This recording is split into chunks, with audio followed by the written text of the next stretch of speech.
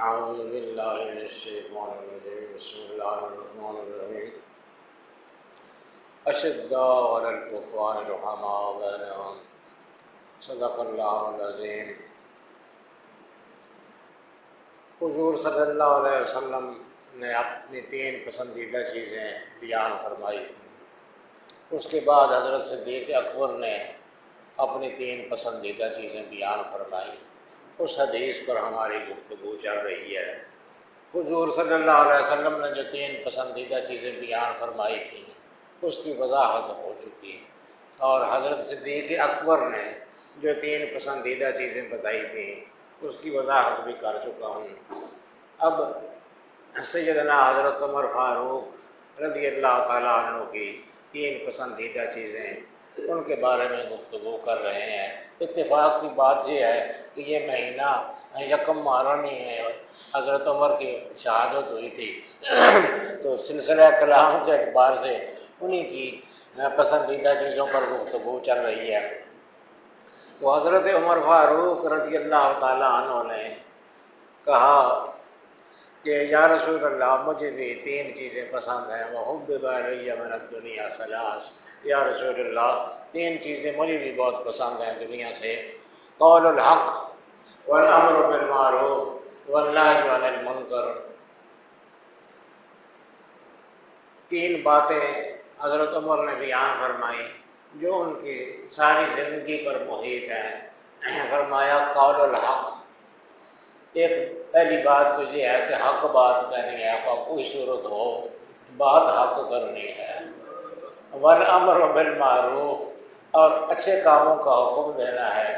والنہی عن المنکر، اور غلط کام سے روکنا ہے دوسرے کو۔ یہ کام، یہ 3 چیزیں ان کی ساری زندگی پر محیط ہیں اور ساری زندگی کو شامل ہیں۔ ان کی زندگی کا آغاز ہی قول حق سے ہوتا ہے۔ حق، اصل میں حق کے ساتھ کوئی خاص نسبت ہے حضرت عمر فاروق کو۔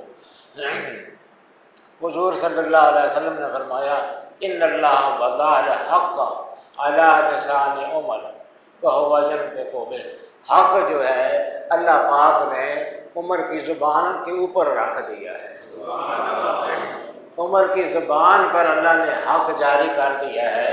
فہو ینطق بہ، وہ جب بھی بولتا ہے حق ہی بولتا ہے۔ تو اور اس حق کے ساتھ ان کی غیر معمولی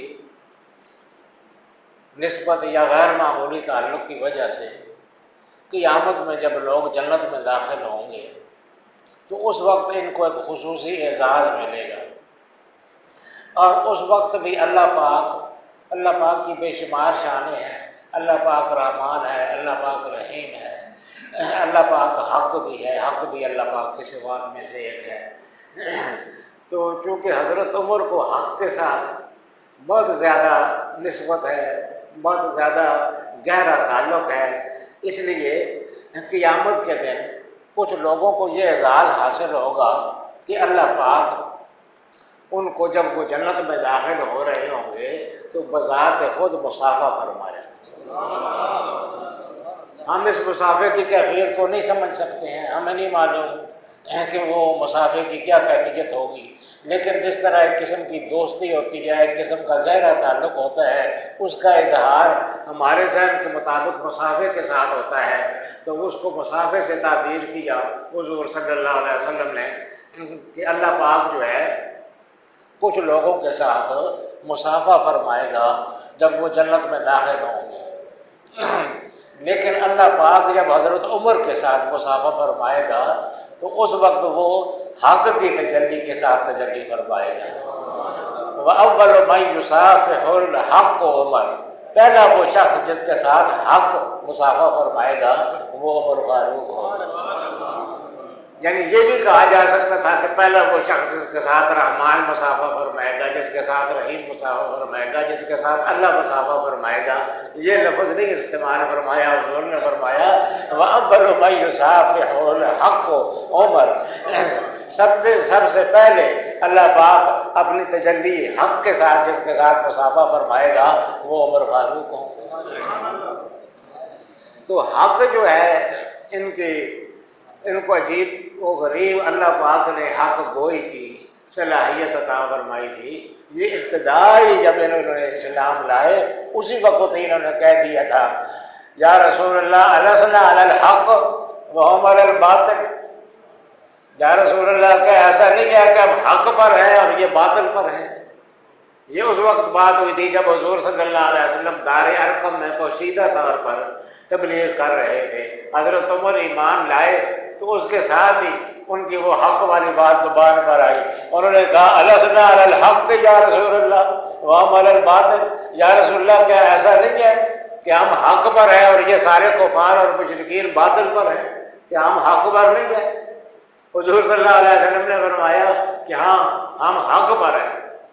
عرض کی یا رسول اللہ پھر یہ عجیب بات ہے کہ جو حق پر ہیں وہ تو چھپ چھپ کر اپنے اللہ کو یاد کریں اور جو باطل پر ہیں وہ سب کے سامنے اپنے عقائد کا اظہار کریں۔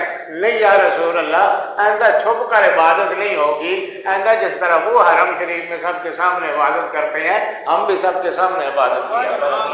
نعرہ تکبیر، نعرہ رسالت، شان حضرت عمر فاروق۔ تو ان کو آغاز انہوں نے حق کے ساتھ کیا اور ان کے مزاج میں چھپنا چھپانا یہ تھا ہی نہیں، جو بات کرنی ہے سر عام کرنی ہے۔ ہجرت نام ہی چھپ کر جانے کا ہے۔ ہجرت مدینے کو جو لوگ ہجرت کرتے تھے مکہ سے وہ چھپ چھپا کے کفار سے جایا کرتے تھے اور بڑی مشکلوں سے کفار کے ظلم و ستم سے بچ بچا کر کسی طرح نکلتے تھے اور مدینے پہنچتے تھے۔ لیکن حضرت عمر فاروق جو ہیں یہ عجیب مزاج کے آدمی ہیں۔ انہوں نے جب ہجرت کا ارادہ کیا یہ وہ حرم شریف کے جہاں بڑا مجمع تھا قریش کا وہاں تشریف لے گئے اور انہوں نے کہا کہ دیکھو میں صبح ہجرت کر کے مدینے جا رہا ہوں، صبح میرا ہجرت کر کے مدینے جانے کا ارادہ ہے، میں فلاں وقت نکلوں گا، فلاں وقت میں یہاں سے روانہ ہو جاؤں گا، تم میں سے اگر کسی کو یہ شوق ہو کہ اس کی بیوی بیوہ ہو جائے یا اس کے بچے یتیم ہو جائیں تو وہ ضرور مجھے روکنے کی کوشش کرے۔ مطلب ہے کہ مجھے جو بھی روکنے کی کوشش کرے گا وہ جان سے جائے گا، تو جان سے جائے گا تو یا اس کی بیوی بیوہ ہو جائے گی یا اس کے بچے یتیم ہو جائیں گے۔ تو اگر تم میں سے کسی کو شوق ہو کہ اس کے بچے یتیم ہو جائے اور اس کی بیوی بیوہ ہو جائے وہ ضرور مجھے روکنے کی کوشش کرے۔ پھر یہ علانیہ سب کو بتا کر ہاتھ ہلا کے کہ میں جا رہا ہوں، جب جہاں سے گزرتے تھے بڑے دھوم دھڑلے سے بتاتے ہوئے کہ میں جا رہا ہوں ہجرت کے لیے، دھوم دھڑلے سے ساری دنیا کے سامنے اعلان کر کے نکلے۔ پورے مکے میں کسی کو یہ ضرورت نہیں ہوئی کہ ان کو روکنے کی کوشش کرے۔ اس قسم کا مزاج اللہ پاک نے عطا کیا تھا اور ایسی ہیبت اور ایسا دبدبہ عطا فرمایا تھا کہ آدمی آگے سے بول نہیں سکتا تھا۔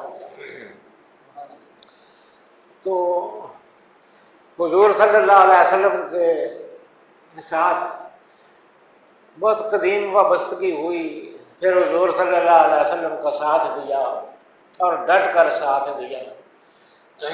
تو وہ حضور صلی اللہ علیہ وسلم کے دربار میں بھی ایسی صورت ہوتی تھی کہ ان کا وہ مزاج جو تھا حق گوئی کا وہ نمایاں رہتا تھا۔ کسی آدمی نے کوئی ایسی بات کی جو حضور صلی اللہ علیہ وسلم کے شان کے ساتھ مطابق نہ ہو، یہ ان کا بہت معروف مقولہ ہے کہ دانی یا رسول اللہ اضرب انہوں کا حاضر منافق، یا رسول اللہ مجھے اجازت دیجیے میں اس منافق کا سر قلم کر دوں۔ یہ اس قسم کی گستاخانہ بات کرتا ہے۔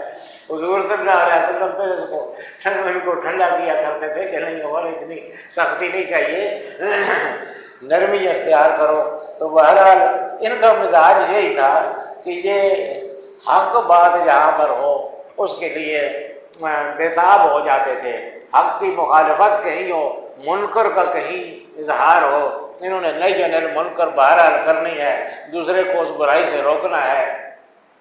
یہ چیز ان کی ساری زندگی پر محیط ہے۔ حضور صلی اللہ علیہ وسلم کے دور میں بھی ان کی یہ حیثیت نمایاں رہی، حضور صلی اللہ علیہ وسلم کے ساتھ بھی ان کی یہ حیثیت نمایاں رہی، اور پھر جب سب کچھ ان کے اختیار میں آ گیا، جب وہ خلیفہ بن گئے تو پھر تو سب کچھ کرنے میں با اختیار تھے، اس لیے انہوں نے حق کی سربلندی کے لیے وہ کچھ کیا جو دنیا میں کوئی کر نہیں سکا ہے۔ انہوں نے حق کو بلند کرنے کے لیے اور حق بات کہنے کے لیے ہر ممکن طاقت استعمال کی اور حق کو بلند کر کے دکھایا، حق کا بول بالا کر کے دکھایا۔ اس سلسلے میں ان کا ایک عجیب و غریب کردار یہ ہے کہ وہ رات کو اٹھ کر لوگوں کی حالات کی خبر گیری کیا کرتے تھے کہ لوگ کس حال میں بسر کر رہے ہیں، زندگی کس حال میں بسر کر رہے ہیں۔ ایک دفعہ رات کو نکلے، ساتھ عبداللہ بن مسعود رضی اللہ تعالیٰ عنہ، ایک گھر کے پاس سے گزرے، وہاں سے گانے بجانے کی آواز آ رہی تھی۔ حضرت عمر دیوار پھاند کے، کوئی اونچی دیوار نہیں تھی، چھوٹی دیوار تھی، اس کو پھاند کے اندر چلے گئے، شہن کی دیوار پھاندی اور اندر چلے گئے۔ اندر دیکھا تو کمرے میں ایک بوڑھا بیٹھا ہوا، وہ بوڑھا حضرت عمر کی محفل پہ بھی بیٹھنے والا شخص تھا۔ حضرت عمر کی جو محفل ہوتی تھی اس میں بھی آیا کرتا تھا، ان کے ساتھ ان محفلوں میں بھرپور شامل ہوتا تھا، لیکن وہاں ناچ ہو رہا تھا، ایک عورت ایک کنیز ناچ رہی تھی اور ساتھ شراب پیا جا رہا تھا، وہ بوڑھا شراب پی رہا تھا۔ حضرت عمر نے اس کو اس حال میں دیکھا تو کانوں کو ہاتھ لگایا اور کہا، اللہ کی قسم میں نے ایسا برا دن نہیں دیکھا ہے، میں نے ایسا برا لمحہ نہیں دیکھا ہے، ایک آدمی قبر میں اس کے پاؤں لٹکے ہوئے ہیں، مرنے والا ہے، ہلاکت کے قریب ہے، اور اس عمر میں بھی اس کا شوق یہ ہے کہ وہ شراب پیتا ہے اور گانے سنتا ہے لڑکیوں سے۔ میں نے ایسا برا دل نہیں دیکھا۔ وہ بوڑھا جو تھا وہ بھی آخر حضرت عمر کی محفل میں بیٹھنے والا تھا، اس نے کہا کہ امیر المومنین، میں نے بھی ایسا برا دن اس سے پہلے نہیں دیکھا، میں نے ایسا دن جس میں قرآن کی مخالفت کی گئی ہو، احکام الہیہ کو روندا گیا ہو، میں نے بھی ایسا دن اس سے پہلے نہیں دیکھا ہے۔ اللہ پاک نے کہا ہے کہ جب تم دوسرے کے گھر میں داخل ہو اجازت لے کر داخل ہو، میرا امیر میرے گھر میں بغیر میری اجازت کے دیوار پھاند کے داخل ہوا۔ اللہ پاک نے فرمایا بلا تجسسوا، دوسروں کی برائیوں کی ٹوہ میں نہ رہا کرو، میرا امیر میرے برائیوں کی ٹوہ میں لگا ہوا اندر چلا آیا ہے۔ اور اللہ پاک نے فرمایا وَأْتُوا الْبُيُوتَ مِنْ أَبْوَابِهَا، جب گھروں میں داخل ہو تو دروازوں کی طرف سے داخل ہوا کرو، میرا امیر جو ہے وہ دیواریں پھلانگتا ہوا اندر داخل ہوا ہے، اس سے برا دن میں نے بھی کوئی نہیں دیکھا۔ حضرت عمر پر ایسا اثر ہوا اس بات کا، اس کی باتوں کا، کہ وہ ادھر سے الٹے پاؤں واپس ہوئے، دیوار پھاند کے باہر نکلے، رو رہے تھے۔ ایسی اس نے آگے سے باتیں کی تھی کہ خود حضرت عمر کو گویا اپنے گریبان میں جب جھانکا تو انہیں محسوس ہوا کہ میں نے کام غلط کیا ہے، بس رو پڑے، سارا جاہ و جلال مفقود ہو گیا۔ باہر آئے، حضرت عبداللہ بن مسعود نے کہا، پوچھا کہ یہ کیا بات ہے، کیوں رو رہے ہیں، کیا مسئلہ پیش آیا ہے؟ ان کے ساتھ کوئی بات نہیں کی، کوئی وجہ نہیں بتائی ان کو، بس چلے گئے۔ پھر کچھ زمانہ گزر گیا اس بات کا، کچھ وقت گزر گیا، وہ بابا جو تھا جس کو انہوں نے شراب پیتے ہوئے دیکھا تھا وہ پہلے بھی ان کی محفل میں آیا کرتا تھا۔ پھر اس نے جب دیکھا کہ مجھے عین برائی کے عالم میں حضرت عمر فاروق نے دیکھا ہے، امیر المومنین نے دیکھا ہے، تو پھر اس کو جرأت نہیں ہو رہی تھی ان کے پاس جانے کی، کچھ عرصے تک وہ نہیں آیا۔ پھر آخر محبت بھی کافی تھی ان محفلوں کے ساتھ، حضرت عمر کے ساتھ محبت بھی بہت تھی۔ پھر آخر ایک دن وہ مجبور ہوا بابا، تو گیا حضرت عمر کی خدمت میں، ڈرتے ڈرتے گیا، پتہ نہیں میرے ساتھ کیا سلوک ہوگا، لیکن تڑپ اتنی تھی کہ برداشت نہیں کر سکا کہ جو بھی ہوگا چلو دیکھا جائے گا، اس محفل کو نہیں چھوڑنا چاہیے۔ چنانچہ وہ آیا، جب وہ سامنے ہوا تو حضرت عمر نے کہا کہ آ جا، آگے آ جا، سب کو کہتے رہے کہ راستہ دو راستہ دو، بابا جی کو راستہ دو۔ وہ بابا اور ڈر رہا تھا کہ پتہ نہیں میرا کیا اجر ہوگا، مجھے اپنے پاس بلا کے سارے لوگوں کو بتائے گے کہ یہ وہ شخص ہے جس کو میں نے اس حالت میں دیکھا تھا۔ وہ لرزتا کانپتا چلا گیا۔ اس کو حضرت عمر نے بڑے عزت کے ساتھ اپنے پاس بٹھایا، لوگوں کے ساتھ بات چیت کرتے رہے، وہ بھی اس بات میں شامل رہا۔ تو بعد میں اس کے کان میں کہا کہ بات سنو، وہ جو میرا تیرا معاملہ تھا وہ میں نے کسی کے ساتھ ذکر نہیں کیا ہے، وہ میں نے کسی کو نام ہی نہیں لیا تھا کہ عبداللہ ابن مسعود جو میرے ساتھ تھا، میں نے اس کو بھی نہیں بتایا کہ اندر کیا معاملہ پیش ہے۔ اللہ پاک نے فرمایا، یہ میں اپنی طرف سے کہہ رہا ہوں، اللہ پاک نے فرمایا من ستر علی مسلم ستر اللہ علیہ یوم القیامہ، جو آدمی کسی مسلمان کا پردہ رکھے گا، اس کا پردہ فاش نہیں کرے گا، کسی کو کسی غلطی میں مبتلا دیکھ کے اس کو ذلیل اور رسوا نہیں کرے گا، تو اس پر پردہ ڈال دے گا، کل قیامت کے دن جب اس کے رسوا ہونے کا خطرہ ہوگا، اللہ پاک اس کی برائیوں پر پردہ ڈال دے گا۔ تو حضرت عمر نے فرمایا کہ وہ جو میرا تیرا معاملہ تھا نا، اس میں فکر نہ کر رہا، وہ میں نے کسی کے ساتھ ذکر نہیں کیا ہے۔ اس نے بھی ان کے کان میں کہا کہ امیر المومنین، میں بھی آپ کو ایک بات بتاؤں، میں نے بھی کسی کے ساتھ یہ بات ذکر نہیں کی ہے، لیکن اس دن کے بعد اللہ کی قسم میں نے نہ شراب کو ہاتھ لگایا ہے نہ کوئی گانا سنا ہے۔ اس دن ہی سے میں نے توبہ کر لی ہے، ہمیشہ کے لیے شراب سے بھی توبہ کر دی ہے اور گانا سننے سے بھی توبہ کر لی ہے، آئندہ میں وہ کام نہیں کروں گا۔ بس یہ میرا اور آپ کا معاملہ ہے، اللہ جانتا ہے اور کوئی اس پر مطلع نہیں ہے۔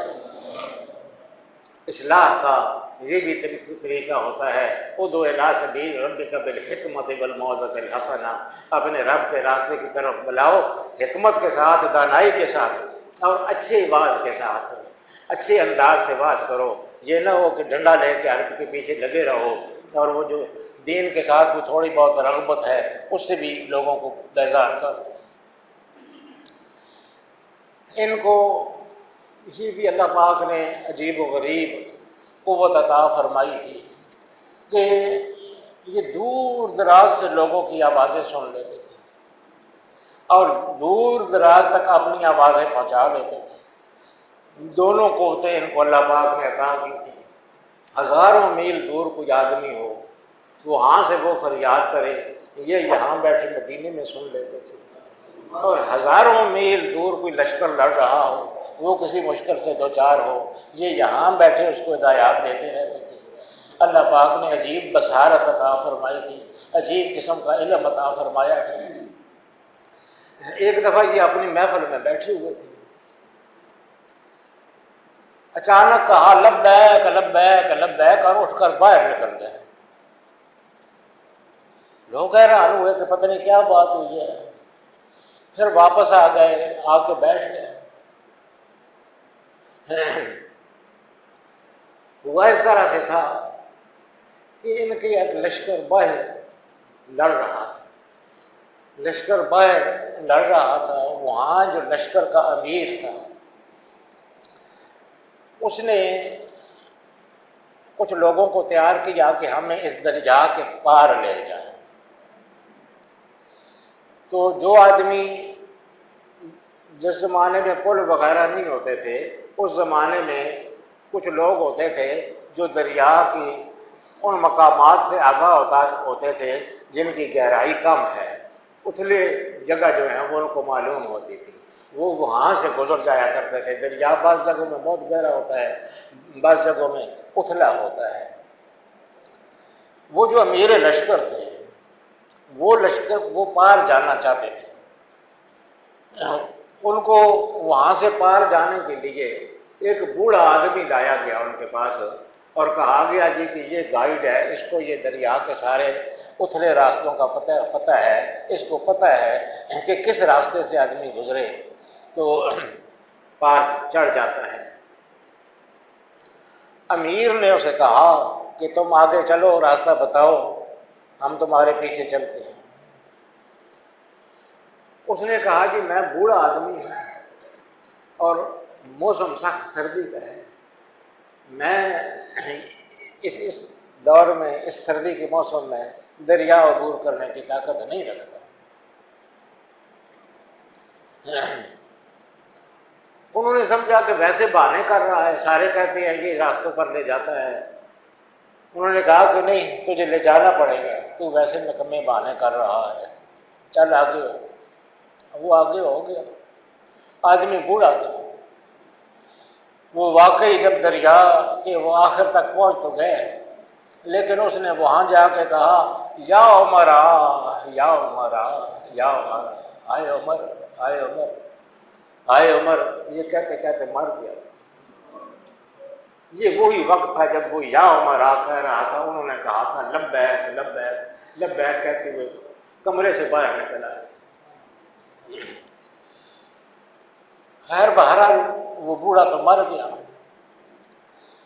اور ان کو دریا پار کرا گیا۔ وہ دریا پار کر کے بڑا علاقہ فتح کیا، بڑی کامیابی حاصل ہوئی علیہ السلام کو۔ وہ پھر وہ جو سالار تھے جو اس علاقے کو فتح کر کے آئے تھے، بڑے علاقے کو، وہ پھر آئے حضرت عمر کو رپورٹ دینے کے لیے، تو بتایا کہ جی اس طرح ہم نے دریا عبور کیا اور وہ فلاں فلاں علاقہ فتح کیا، بڑے اپنے کارنامے گنوا رہے تھے۔ حضرت عمر نے کوئی توجہ نہ دی ان کی بات کی طرف۔ انہوں نے جو علاقے فتح کیے تھے اور جو انہوں نے اپنے کارنامے بتائے وہ واقعی بڑے کارنامے تھے۔ حضرت عمر نے کوئی کان نہ دھرا۔ جب وہ اپنے کارنامے بیان کر چکے تو کہا اور وہ جو ایک بوڑھے کو بار دیا ہے سردی کے ساتھ، اس کا کیا ہوگا؟ وہ جو باؤ مرا کہتا ہوا مر گیا بغیر کسی گناہ کے، تو نے اس کو مار دیا۔ مجھے ان علاقوں کے فتح ہونے کی کوئی خوشی نہیں ہوئی ہے، کوئی مسرت نہیں حاصل ہوئی ہے۔ یہ ایک بے بس مسلمان کی خون پر تعمیر ہوئی ہے اس فتح کی، مجھے اس سے کوئی مسرت نہیں حاصل ہوئی، مجھے اس سے کوئی فتح نہیں حاصل ہوئی ہے۔ مجھے اگر تجھے یہ قانون معلوم نہ ہوتا کہ اسلام میں کسی کو مجبور کرنا جائز نہیں ہے، اگر تمہیں یہ قانون پوری طرح معلوم ہوتا پہلے سے، تو میں تیرے ساتھ وہی کچھ کرتا جو کچھ تو نے اس کے ساتھ کیا ہے۔ میں تجھے اسی طرح کسی سرد جگہ سے گزارتا یہاں تک کہ تو وہاں سے گزرتے گزرتے مر جاتا۔ لیکن چونکہ تو نے لا علمی میں یہ کام کیا ہے، اس لیے میں تیرے ساتھ وہ سلوک تو نہیں کرتا ہوں، لیکن میں تجھے سپاسالاری سے معزول کرتا ہوں، آئندہ کے لیے تو سپاسالار نہیں ہے۔ تو اس طرح ان کو آوازیں لوگ دیتے تھے غائبانہ طور پر، اور یہ ان کی امداد کے لیے پہنچ جایا کرتے تھے۔ عجیب ان کی یعنی ان کی جو حق گوئی ہے وہ ان کی زندگی کے ہر مرحلے میں پائی جاتی ہے۔ ایک دفعہ بیٹھے ہوئے تھے، یعنی عاجزی تواضع بھی دیکھیں، وہ دبدبہ اور ہیبت کا وہ عالم ہے، عاجزی تواضع دیکھیں۔ بیٹھے ہوئے تھے، ایک آدمی آیا، اس نے کہا کہ امیر المومنین میرا ایک مسئلہ ہے۔